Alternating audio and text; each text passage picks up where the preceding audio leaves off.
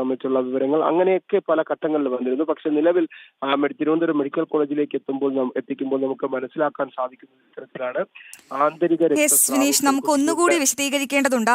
ഈ സംഭവം എപ്പോഴാണ് നടന്നത്, എങ്ങനെയാണ് നടന്നത്, ഈ പ്രതിയെ എങ്ങനെയാണ് പിടികൂടിയത്?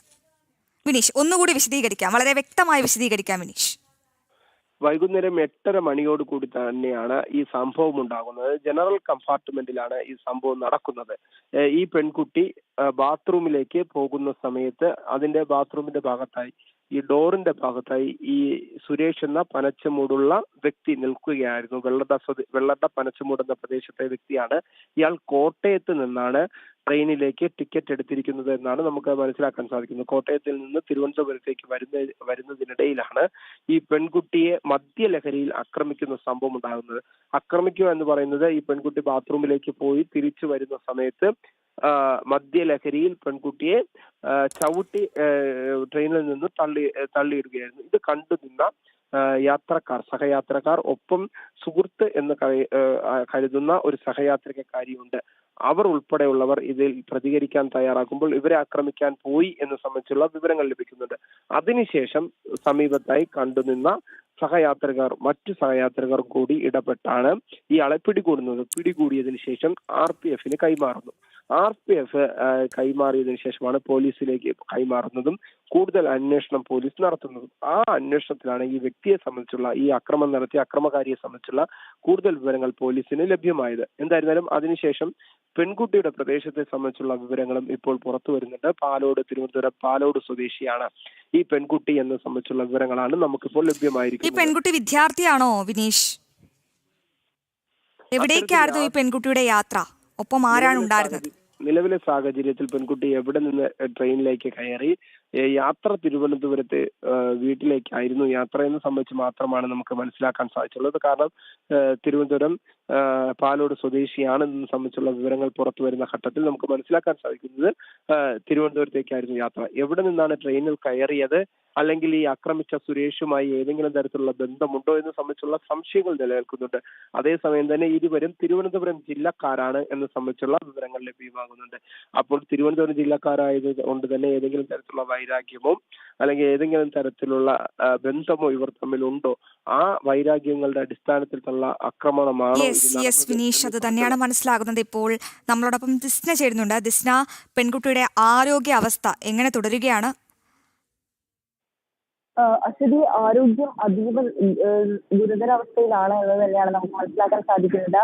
വെന്റിലേറ്ററിന്റെ പിന്തുണയോടുകൂടിയാണ് യുവതിയുടെ ചികിത്സ നടക്കുന്നത് എന്നൊരു വിവരം കൂടിയാണ് നമുക്കിപ്പോ നിലവിൽ ലഭ്യമായിട്ടുള്ളത്. എന്തായാലും അത്തരത്തിൽ വലിയ ആഘാതത്തോടു കൂടിയുള്ളൊരു തള്ളൽ തന്നെയായിരുന്നു ഇയാളുടെ ഭാഗത്തു നിന്നുണ്ടായത്. ഇപ്പൊ നമുക്ക് മനസ്സിലാക്കാൻ സാധിക്കുന്നത്, ഈ കോട്ടാശുപത്രിയില് ഇയാളുടെ വൈദ്യപരിശോധന, അതായത് ഈ പ്രതിയുടെ വൈദ്യപരിശോധന പൂർത്തിയാക്കി പോലീസിനോട് ചില അക്രമങ്ങളൊക്കെ തന്നെയും ഈ പ്രതിയുടെ ഭാഗത്തു നിന്നും ഉണ്ടായി എന്ന് തന്നെയാണ്. ഈ ജീപ്പിൽ നിന്നൊക്കെ ഇറങ്ങി ഓടാനുള്ള ശ്രമമൊക്കെ ഈ പ്രതിയുടെ ഭാഗത്തു നിന്നും ഉണ്ടായി എന്നൊരു വിവരം കൂടി നമുക്കിപ്പോൾ ലഭിക്കുന്നത്. എന്തായാലും വലിയ രീതിയിലുള്ള ഞെട്ടിപ്പിക്കുന്ന ഒരു സംഭവം തന്നെയാണ് ഉണ്ടായിട്ടുള്ളത്. അതിൽ ഏറ്റവും എടുത്തു പറയേണ്ടത് ഈ യുവതിയുടെ ആരോഗ്യനില അതീവ ഗുരുതരമായി തുടരുന്നു. വെന്റിലേറ്ററിന്റെ സഹായത്തോടെയാണ് യുവതിയുടെ ചികിത്സ നടക്കുന്നത് എന്നൊരു ഏറ്റവും വിഷമകരമായ ഒരു വിവരം കൂടിയാണ് ആശുപത്രിയിൽ നിന്ന് നമുക്ക് നിലവിൽ ലഭ്യമാക്കുന്നത്. അശ്വതി, ഈ വീണ് കിടന്ന പെൺകുട്ടിയെ എങ്ങനെയാണ് ദിസ്ന ആശുപത്രിയിൽ എത്തിച്ചത്? ആരെത്തിയാണ് ആശുപത്രിയിൽ എത്തിച്ചത്? പ്രധാനമായും അറിയാൻ സാധിച്ചത്, തൊട്ടുപിറകിൽ വന്ന ട്രെയിൻ ഉണ്ടായിരുന്നു. മെമുവിലെ ജീവനക്കാരാണ് ഇത്തരത്തിൽ ട്രാക്കിന് സമീപത്തായി യുവതിയെ അബോധാവസ്ഥയിൽ കണ്ടത്. തുടർന്ന് അവർ ആശുപത്രിയിൽ എത്തിക്കുകയായിരുന്നു. ദിസ്നയിലേക്ക് വരാം. ഇപ്പോൾ നമ്മളോടൊപ്പം BJP നേതാവ് എളകുളം സതീഷ് ചേരുന്നുണ്ട്. എളകുളം സതീഷ്, വളരെ ആശങ്കാജനകമായ, ഭയം തോന്നിക്കുന്ന ഒരു വാർത്ത. സൗമ്യയെ അധികം മലയാളികൾ മറന്നിട്ടില്ല. അതിന് തൊട്ടു പിന്നാലെ എന്ന് പറയാൻ സാധിക്കില്ല, നിരവധി കുറ്റകൃത്യങ്ങൾ ഇപ്പോഴും കേരളത്തിൽ സഞ്ചരിക്കുന്ന ട്രെയിനുകളിൽ നടക്കുന്നുണ്ട്. ഇപ്പോൾ ഇതാ ഏറ്റവും ഒടുവിലത്തെ സംഭവം, ഒരു 19 വയസ്സുകാരിയായ പെൺകുട്ടിയെ യാതൊരു പ്രകോപനവും ഇല്ലാതെ ഒരു മദ്യപിച്ചെത്തിയ പ്രതി ചവിട്ടിത്തള്ളിയിട്ടിരിക്കുന്നു. ആശങ്കാജനമാണ് ഈ സ്ഥിതിവിശേഷം. എന്താണ് അങ്ങേക്ക് ഈ അവസരത്തിൽ പ്രതികരിക്കാനുള്ളത്? Hello, sir, കേൾക്കാമെങ്കിൽ. വളരെ ഞെട്ടിക്കുന്ന ഒരു വാർത്തയാണ് ഈ മണിക്കൂറിൽ പുറത്തു വരുന്നത്. ഈ അവസരത്തിൽ അങ്ങേക്ക് എന്താണ് പ്രതികരിക്കാനുള്ളത്? അല്ല, ഇത്തരം സംഭവങ്ങൾ നമ്മൾ ഇതിപ്പോ ഞാനിപ്പോ ഈ ടിവിയിലൂടെയാണ് കേട്ടത്. വളരെ ഞെട്ടിക്കുന്ന ഒരു സംഭവമാണ് നടന്നിട്ടുള്ളത്. ഇതൊക്കെ ഈ ട്രെയിനിലൊക്കെ ഭയപ്പാടോടുകൂടി യാത്ര ചെയ്യാൻ സാധിക്കുന്ന ഒരു സാഹചര്യത്തിലേക്ക് നമ്മൾ എത്തിയിരിക്കുകയാണ്. അതെ, പെൺകുട്ടിയുടെ ആരോഗ്യനില അതീവ ഗുരുതരമായി തുടരുകയാണ്. ടിവിയിലൂടെ അതായത് ഇങ്ങനൊരു വാർത്തയാണ് ഇപ്പൊ കേട്ടോണ്ടിരിക്കുന്നത്. ഓടിക്കൊണ്ടിരുന്ന ട്രെയിനിൽ നിന്നാണ് ഈ പ്രതി പെൺകുട്ടിയെ തള്ളിയിട്ടത്. കേരളത്തിൽ സഞ്ചരിക്കുന്ന ട്രെയിനുകളിൽ ഈ സംഭവം സ്ഥിരം കാഴ്ചയാണ് സാർ. അങ്ങക്ക് ഇതിനെപ്പറ്റി എന്താണ് പറയാനുള്ളത്? സുരക്ഷാ നടപടികൾ അത്യാവശ്യമല്ലേ, പ്രത്യേകിച്ച് കേരളം വഴി യാത്ര ചെയ്യുമ്പോൾ? തീർച്ചയായും ഭയപ്പാടാണ്. ഇത് കേൾക്കുമ്പോൾ വലിയ ഭയമാണ് ഉണ്ടാകുന്നത്. ഞങ്ങളൊക്കെ ട്രെയിനിലൊക്കെ യാത്ര ചെയ്തവരാണ്. നമുക്ക് ട്രെയിനിൽ യാത്ര ചെയ്താൽ തന്നെ ഭയപ്പാടാണ്. കേരളത്തിലെ ആളുകൾക്ക് ട്രെയിനിൽ പോലും സുരക്ഷയില്ലാത്തൊരു അവസ്ഥയിലേക്കാണ് ഇത് ഈ വാർത്ത കേൾക്കുമ്പോൾ തോന്നുന്നു.